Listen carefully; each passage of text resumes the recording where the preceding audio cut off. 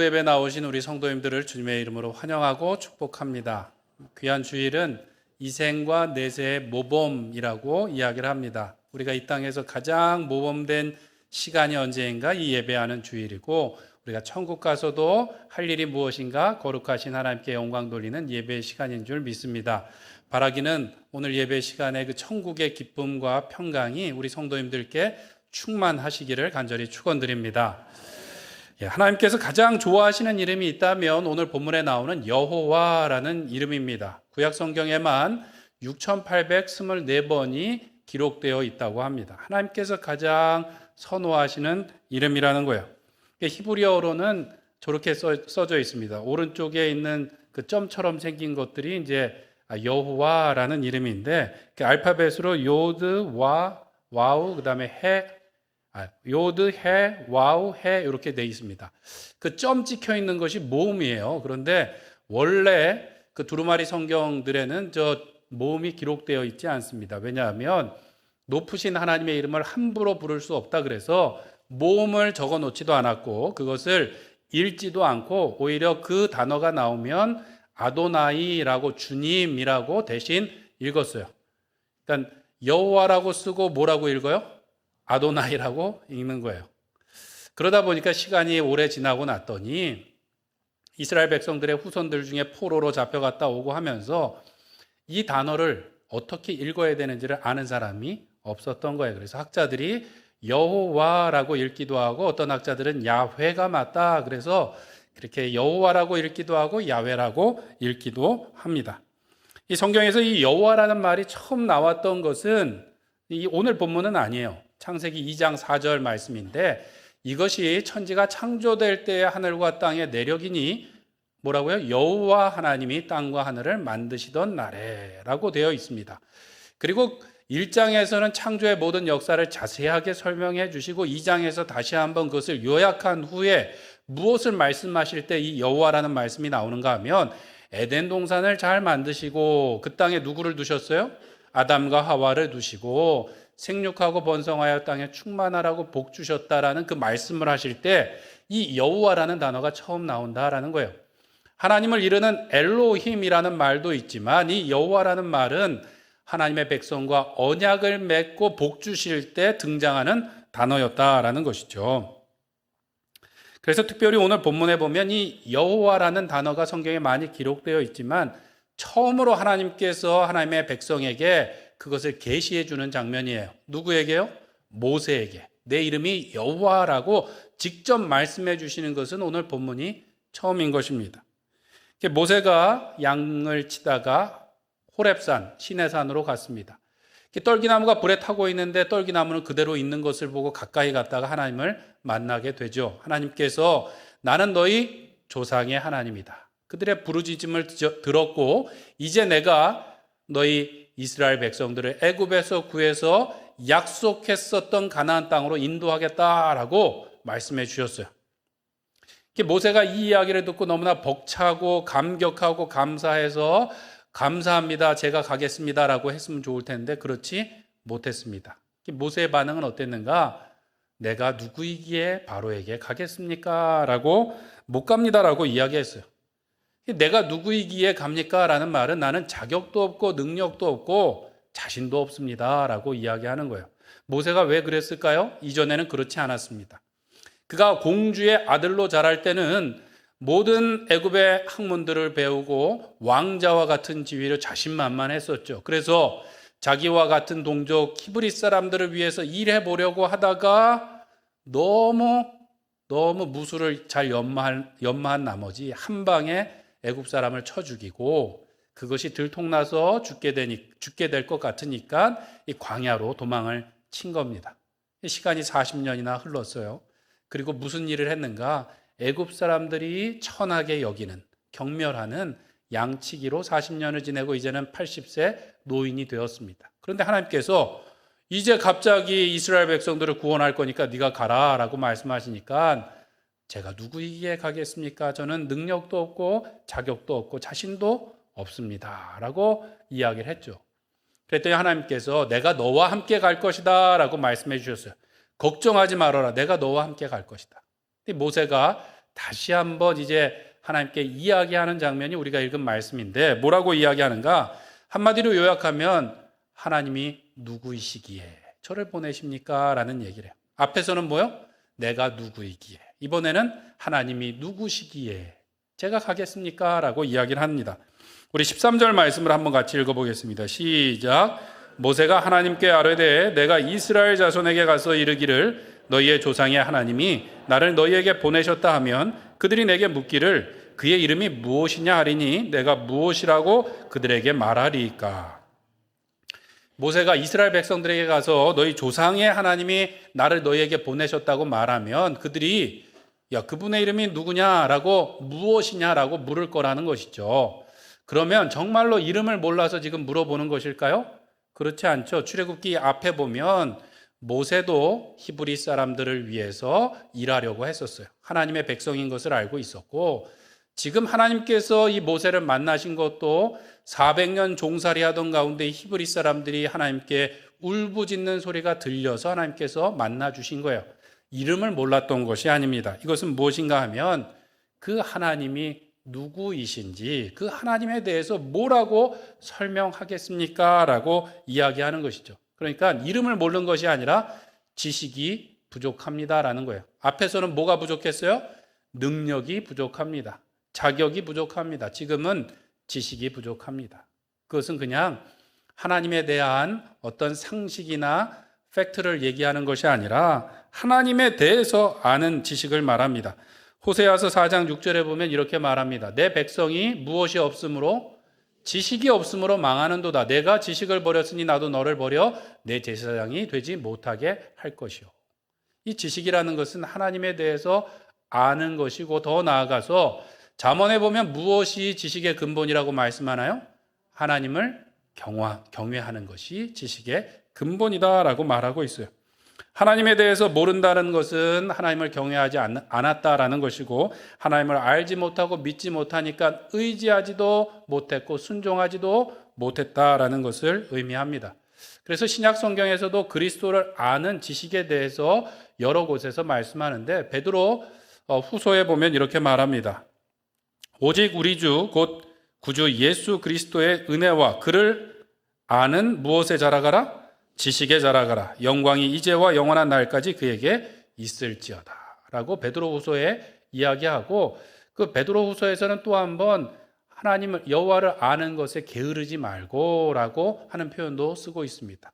어부였던 베드로, 배움이 많지 않았던 베드로가 오히려 지금 지식을 강조하고 있는 거예요. 그리스도를 아는 지식에 게으르지 말라. 그 지식에서 자라가라 라고 이야기하고 있습니다.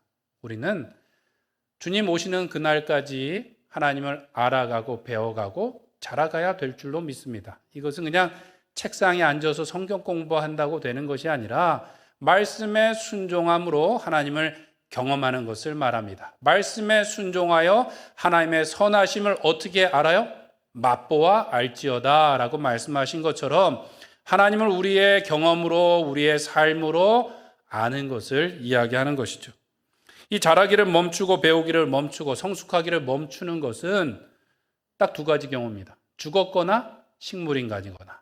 우리는 주님 오시는 그날까지 열심으로 하나님을 알아가고 예수 그리스도를 닮아가야 될 줄로 믿습니다. 간혹 우리가 신앙의 연수가 많다고 또는 직분을 받았다고 이제 다 이루었다라고 착각하는 경우가 있는데요. 오히려 더 우리는 시간이 지날수록 그리스도를 알기에 힘써야 되고 하나님의 은혜가 더 필요한 존재인 줄 믿습니다. 더 많이 기도해야 되고 더 많이 성경 봐야 되고 더 많이 봉사해야 되고 그래서 우리의 지식도 자라가고 주님을 향한 우리의 사랑도 자라가야 될 줄로 믿습니다. 언제까지요? 주님 오시는 날까지 또는 우리가 주님 나라 가는 날까지. 그래서 기독교에서는 죽음을 성화의 완성이다라고 말합니다. 성화의 완성이다. 죽음은 끝나는 것이 아니라 우리가 지금까지 해왔던 것의 완성이래요. 무엇의 완성인가? 우리의 몸도 온전한 몸으로 부활하게 되는 것이고 우리의 인격과 신앙과 지성과 영성도 완성되는 거예요. 완성. 천국 가면 우리의 몸도 전혀 다른 것으로 새 것으로 받는 것이 아니고 우리의 인격이나 영성이나 지성도 새 것으로 받는 것이 아니라 완성된대요. 물론 하나님께서 우리를 새롭게 하시겠죠. 새 것을 받는 것이 아니라 새롭게 되는 것이기 때문에 그것이 왜 중요한가? 우리가 이 땅을 오늘도 열심히 살아가야 될 이유가 되는 거예요.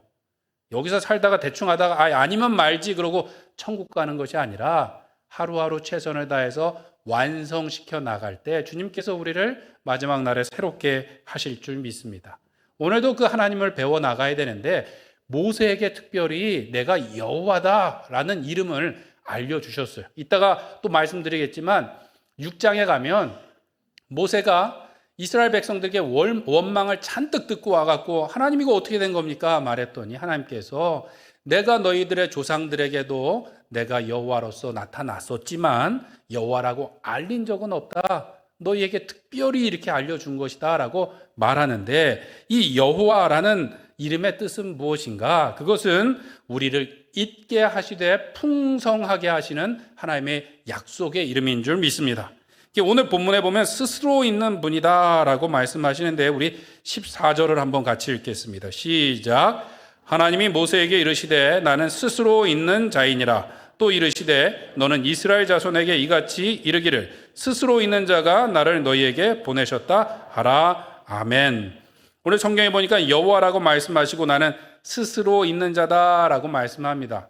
이게 히브리어로 에흐예 아쉐르 에흐헤라고 되어 있어요. 영어로는 I am who I am 이라고 비동사가 앞뒤로 두 번 있고 가운데 이 관계대명사가 있습니다. 조금 복잡한 것 같지만 문장은 좀 단순해요. 그런데 이 비동사 나는 있다라고 말할 때 이 하야라는 동사가 1인칭 미완료형으로 쓰였어요. 그러니까 하야라는 동사 안에 내가라는 의미가 포함되어 있고 이것이 미완료 현재예요. 그러니까 끝나지가 않았어요. 그러니까 엄밀하게 보면 과거에도 있었고 현재도 계시고 미래에도 계신 하나님이라는 거예요. 그래서 그것을 대부분의 성경에서 해석해 놓은 것이 나는 스스로 있는 하나님이다라고 해석해 놓은 말씀입니다. 사실은 이 말은 스스로 있다라는 건 뭐예요? 아무 것에도 의존되어 있지 않고 자존하시는 하나님이다. 완전하신 하나님이다라는 의미가 있습니다. 그리고 나는 있다, 있을 것이다 라고 말씀하신 것 보면 과거에도 있었고 현재에도 계시고 미래에도 있을 영원하신 불변하신 하나님이심을 나타내시는 것입니다. 또 나는 스스로 있는 자다라는 것은 누구에게 피조된 것이 아니라 그분으로 인해서 다른 것들이 존재하게 되었다라는 것이죠. 그래서 창조주 하나님 존재 근원 되신 하나님이심을 선포하고 계신 것입니다. 이것이 왜 중요한가? 많은 사람들이 궁금했던 것이 사실은 이거예요. 고대 철학자들도 맨날 밥 먹고 고민했던 게 뭐냐면 만물의 근원이 무엇인가 하는 것이 그들의 고민이었어요. 탈레스라는 고대 그리스의 철학자는 만물의 근원이 물이라고 했어요. 물. 그리고 헤라클레이토스라는 철학자는 만물의 근원이 뭘까? 어디서부터 왔을까? 불에서부터 왔다라고 이야기도 하고 로고스라는 것에 의해서 그것이 조절되면 영원히 변치 않는다라는 이야기를 했습니다. 그 이후에도 많은 철학자들이 궁금했던 건 뭐예요? 만물의 근원이 어디에서 왔는가? 또 어디로 가는가? 이것이 궁금증이었는데 누가 해답을 제시해 주시는 거예요? 하나님께서 나는 스스로 있는 자다. 나는 존재의 근원이 된다라고 선언해 주시는 것입니다. 또 이것은 1인칭 미완료라 그랬는데 아흐라는 이 있다라는 동사가 히필형, 사역형으로 쓰입니다. 그러니까 나는 있다라는 의미뿐만 아니라 나는 있게 하다라는 이런 타동사처럼 많이 쓰이는 표현이라는 거예요. 그러니까 하나님은 스스로 계실 뿐만 아니라 다른 것을 있게 하시는, 존재케 하시는 창조주 하나님이라는 것이죠. 그런데 창세기 1장에 보면 하나님께서 창조하셨는데 그냥 딱 알맞이 이렇게 지으셨나요? 아니면 풍성하게 지으셨나요? 풍성하게 지으셨죠. 모든 것을 종류별로, 각기 종류별로 지으시되 생육하고 번성하여 땅에 어떻게 하라? 충만하라 라고 복을 주셨어요. 하나님은 창조주이신데 있게 하시는 분이신데 풍성케 하시는 분이라는 것이죠. 이것이 왜 중요한가? 지금 이스라엘 백성들 그다음에 모세는 뭐가 있는 사람이에요? 아무것도 없는 사람들이에요. 아무것도 없는 사람들이에요. 모세도 그냥 몸뚱아리 하나로 도망와서 지금 처가살이를 하면서 장인의 양을 돌보고 있는 사람이었어요. 그는 실패자요, 살인자요, 도망자였습니다. 이스라엘 백성들도 지금 400년 애굽에서 생활하고 있는데 옛날에 우리나라 그 선배님들이 사우디 가서 이렇게 돈 벌어 왔던 것처럼 이제 외화를 벌기 위해서 사막에 가 있는 게 아니죠. 애굽에서 종살이하고 있는 것입니다. 아무것도 없는 그냥 노예고 또 그들의 마음속에는 노예 근성에 쪄들어 있는 사람들이에요. 모세가 내가 누구이기에 갑니까? 라고 말할 때는 나는 능력도 없고 자격도 없고 돈도 없고 아무것도 없고 그래서 안 됩니다. 못합니다. 할 수 없습니다. 라고 이야기를 한 것이죠. 그런데 하나님께서 내가 너와 함께 갈 거야. 나는 스스로 있는 자야. 나는 있게 하는 하나님이고 나는 풍성케 하는 하나님이야. 그러니까 할 수 있어. 라고 말씀하고 계신 것입니다. 우리도 마찬가지예요. 이 세상을 살면서 한때는 모세처럼 자신만만할 때가 있었습니다. 뭔가 내가 잘 배웠고 뭔가 그 물질을 가지고 있거나 힘을 가지고 있으면 다 할 수 있을 것처럼 자신만만했는데 살아보니까 사는 게 만만한가요? 안 만만한가요? 만만하신 분들도 좀 계신 것 같은데 사는 게 그렇게 쉽지 않더라는 거예요. 실패도 하고 실망도 하고 여러 가지 어려움도 겪고 브레이크가 걸리고 멈춰서야 될 때가 있더라는 것이죠. 그래서 우리는 실망하고 좌절하고 포기할 때도 있었어요. 신앙을 가지고 있어도 마찬가지입니다.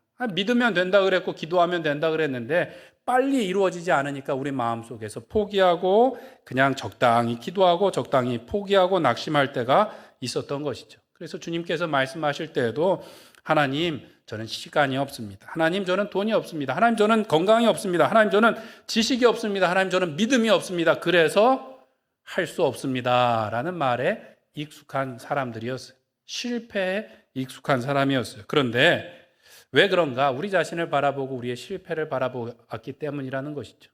오늘 모세에게 하나님께서는 나는 여호와 하나님이다. 나는 스스로 있는 하나님이다. 라고 말씀하실 때는 나는 풍성하게 있게 하는 하나님이야.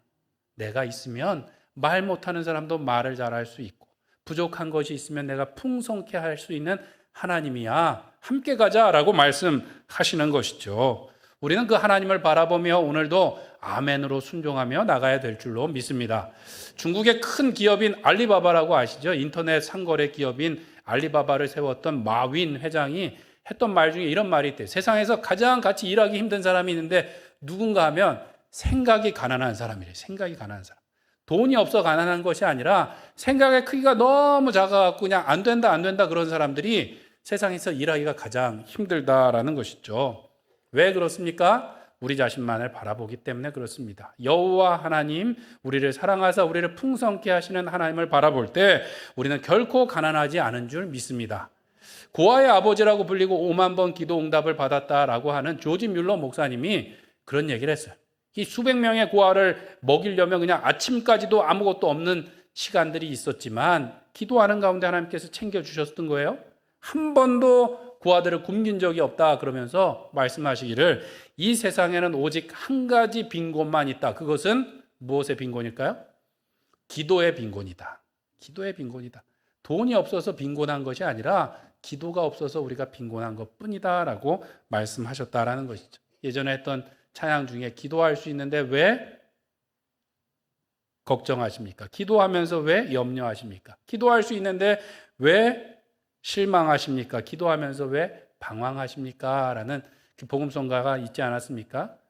우리가 걱정하고 염려하고 방황하기보다는 기도의 자리에 나가서 여호와 하나님을 바라며 그 하나님께 기도함으로 풍성한 하나님의 은혜와 사랑과 능력을 힘입으시는 우리 모든 성도님들 되시길 간절히 축원드립니다.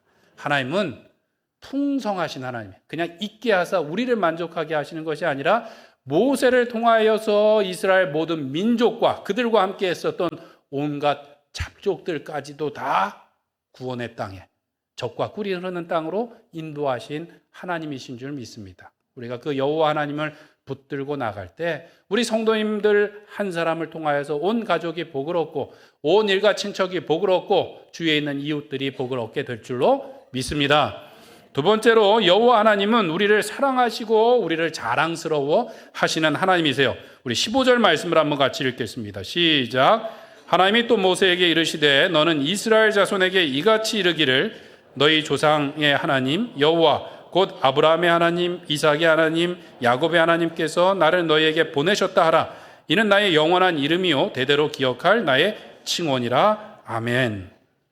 하나님께서 모세에게 한 번 더 설명하세요. 내가 누군가? 나는 너희 조상의 하나님이야 라고 말하면서 아브라함의 하나님이고 이삭의 하나님이고 야곱의 하나님이야 라고 말씀하셨어요. 이것이 나의 영원한 이름이고 대대로 기억할 칭호래요. 엄청 거창하게 얘기해 주셨어요. 무엇에 대해서요? 조상의 하나님, 아브라함과 이삭과 야곱의 하나님이다.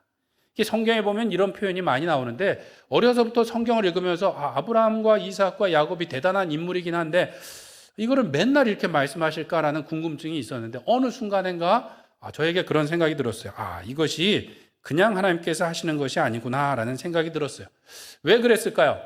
처음에 말씀하실 때는 이스라엘 백성들이 400년 종살이를 하면서 하나님에 대해서 깜빡 잊어버렸을 수 있으니까 너희 조상의 하나님, 그 아브라함의 하나님, 내가 그 언약을 맺었었는데 이제 그것을 이루어 줄 거야 라고 기억나게 하시기 위해서 한번 얘기했을 수 있죠. 그런데 출애굽기 3장과 4장에 걸쳐서 이 모세와 하나님이 만나는 그냥 하나의 장면 안에 하나님께서 이것을 3번이나 말씀하세요. 모세에게 내가 누군지 아냐? 내가 아브라함과 이삭과 야곱의 하나님이야 라고 3번씩 얘기하세요. 보통 누군가에게 그 새로운 사람을 소개할 때는 유명한 사람을 먼저 소개하고 그 사람의 누구야라고 소개하지 않습니까? 예를 들어서 제가 국회의원 누구의 아들이라면 국회의원 아무개 의원의 아들이야. 그리고 나서 이제 제 이름을 얘기하지 않겠어요? 이름은 별로 중요하지 않아요. 누구 이름이 더 중요해요? 아무개 국회의원 이름이 더 중요한 거예요. 아무개 장관의 조카인 누구야? 라고 얘기하면 장관의 이름이 더 중요한 거예요. 근데 오늘 하나님께서 자신을 소개할 때 누구의 이름이 먼저 나오나요? 아브라함과 이삭과 야곱의 이름이 나와요. 아브라함이 큰가요? 하나님이 큰가요? 하나님이 크시죠. 하나님이 크십니다. 이스라엘 백성들이 조금 몰라도 하나님이 비교할 수 없이 크신 분인데 왜 하나님께서는 자꾸 그냥 아브라함, 이삭, 야곱을 앞세우면서 이렇게 얘기하실까요? 하나님 보시기에는 아브라함과 이삭과 야곱이 너무 사랑스러우신 거예요. 너무 자랑스러우신 거예요. 그러니까 얘기하고 또 얘기하면서 내가 그 하나님이라고 이야기하는 것이죠. 한 번은 그럴 수 있지만 이거는 이전에 하나님께서 자기는 어떤 하나님이라고 소개를 했어요? 스스로 있는 하나님. 아무 것에도 의지할 필요가 없는 하나님, 완전하신 하나님, 존재의 근원이신 하나님이시라고 소개했는데 본인을 또 한 번 소개할 때는 자꾸 누구를 걸고 들어가요? 아브라함과 이삭과 야곱을 끌고 들어가시는 것은 그 사람들이 너무 크기 때문이 아니라 하나님이 그 사람들을 너무 사랑하시기 때문에 너무 자랑스러우시기 때문이라는 것이죠. 재미있는 것은 실제로 하나님이 이렇게 얘기했으면 모세가 이스라엘 장로들과 이스라엘 백성들을 만나서 똑같이 얘기해야 될 거 아니에요? 그런데 출애굽기 뒤에 보니까 그렇게 설명 안 해요. 하나님께서 모세에게 이르신 것을 그 장로들에게 알렸다. 이스라엘 백성들에게 알렸다. 최소한 성경에는 그 말이 반복되지는 않습니다. 근데 오히려 모세의 말을 듣다가 이스라엘 백성들이 아주 애굽 사람들한테 아주 된통 당해갖고 아주 힘들게 돼갖고 모세한테 또 원망을 합니다. 너 때문에 못 살게 됐다고 막 그러니까 모세가 괴로워서 하나님 앞에 다시 가서 엎드려요. 하나님 이게 뭡니까? 어떻게 된 겁니까? 그러고 엎드려서 우니까 하나님이 출애굽기 6장에 가면 그렇게 말씀하십니다. 하나님이 모세에게 말씀하여 이르시되 나는 여호와니라. 내가 아브라함과 이삭과 야곱에게 전능의 하나님으로 나타났었으나 나의 이름을 여호와로는 그들에게 알리지 아니하였다. 모세를 위로하시는데 나는 여호와 하나님이야. 내가 너희 조상들에게는 전능한 하나님으로 나타났었지만 이 여호와 하나님으로는 너에게 처음 알려주는 거야. 실망하지 마. 걱정하지 마. 힘내. 라고 말씀하시더라는 거죠. 여전히 하나님께는 그 이름이 어때요? 자랑스러운 거예요. 아브라함과 이삭과 야곱의 이름이 자랑스럽다라는 것이죠. 하나님께서는 그 백성의 하나님 되시는 것이 자랑스럽고 그것을 너무나 이야기하고 싶어 하신다라는 것이죠. 우리도 비슷한 경우가 있습니다. 여자분들이 이제 결혼을 하시고 이제 가정을 돌보다 보면 가족을 위해서 자녀를 위해서 희생하다 보면 내 삶도 없고 어느 순간에는 내 이름도 없어요. 아무개 엄마라고 불리거나 여보 그냥 뭐 옛날 거 경상도 분들은 이름도 안 부르고 뭐 자, 여기 뭐 그런 소리를 내서 그냥 부르기도 하지 않습니까? 그러면 신방을 하다 보면 이제 우리 여자 집사님들이 마음이 많이 우울하시고 힘들 때가 있어요. 그런데 권사님들이 할머니가 되고 나서는 좀 달라지시더라고요. 손주를 보시면 너무 좋아하시는 거예요. 그냥 시도 때도 없이 손주 자랑을 하시면서 구역 예배를 드리다가도 모든 적용을 다 손주 자랑으로 가시는 거예요. 핸드폰에 진짜 문자가 온 건지 사진을 자랑하고 싶어서 꺼낸 건지 모르겠는데 자꾸 그냥 들여다보시고 10,000원 내고 자랑하시라 그러면 커피 산다 그러고 그냥 당당하게 자랑을 하시면서 그럼 옆에서 또 한번 놀리세요. 아무개 할머니 이렇게 딱 한번 부르면 그냥 까르르 웃으시면서 그냥 웃음이 멈추지 않아요. 그전에는 내 이름을 좀 불러달라 그러시다가 아무개 할머니, 아무개 할아버지 그러면 그냥 이 미소가 떠나지 않으십니다. 뭐가 그렇게 좋으시냐 그러면 다르대요. 이 자식들 낳았을 때랑은 다르대요. 뭐가 달라요? 뭐가 다른지 모르겠는데 더 좋으시대요. 그냥 좋으시대요. 그냥 좋으시대요. 그게 비슷한 거죠. 아무개 할머니, 아무개 할아버지라는 이름이 좋은 것처럼 우리 하나님께는 아브라함의 하나님, 이삭의 하나님, 야곱의 하나님이라는 것이 너무 좋으시니까 이 모세가 듣든 말든 그냥 또 얘기하시는 거예요. 하나님께서는 오늘 우리에게도 그렇게 하시는 줄 믿습니다. 하나님께서는 우리의 이름을 아시고 우리를 자랑스러워하시고 사랑하시는 줄 믿습니다. 이스라엘 백성들의 상태가 어떠하든지 상관이 없었어요. 하나님께서는 400년 종살이해갖고 정말 볼품없었든지 모세가 살인자요 도망자요 죄인의 신분이었던 것이 상관이 없이 그 백성을 너무나 사랑하고 자랑스럽고 그들의 하나님 되기를 너무 바라시고 계시더라는 것이죠. 우리에게도 마찬가지입니다. 때로는 우리 스스로가 너무 부끄러울 때가 있어요. 어느 순간 보면 나는 능력도 없는 것 같고 자격도 없는 것 같고 가진 것도 없는 것 같고 자신도 없고 남들과 비교되기도 하고 내가 스스로 비교하기도 하고 그래서 자신이 없고 부끄러울 때가 있어요. 그리고 그리스도인이라는 것도 사실 말하기가 좀 주저할 때가 있어요. 남들보다 더 많이 가진 것도 아니고 배운 것도 아니고 뭔가 더 출세한 것도 아닌데 이 예수님 믿는다고 말하기도 뭔가 떳떳하지 못한 것 같고 그럴 때가 있는데 그래도 우리를 사랑하고 좋아하는 사람들이 있어요. 먼저는 가족들이 그러지 않습니까? 그래도 가족들은 그래도 우리 편이에요. 내 편이에요. 그리고 그 가족 중에서도 누가 우리의 편을 들어주시는가? 부모님 같은 경우는 자녀가 잘생겼든 못생겼든 잘 배웠든 못 배웠든 다 부모님의 사랑이고 자랑거리인 줄 믿습니다. 자녀들이 혹시 부모님을 부끄러워하는 경우가 있을 수는 있지만 부모님이 자녀를 부끄러워하는 경우는 없죠. 그런 것처럼 우리 하나님께서도 우리를 사랑하시고 우리를 자랑스러워 하시는 줄 믿습니다. 2021년도에 그 철인 아버지라고 불렀던 팀 호잇이라는 분이 80세의 나이로 이제 소천을 하셨어요.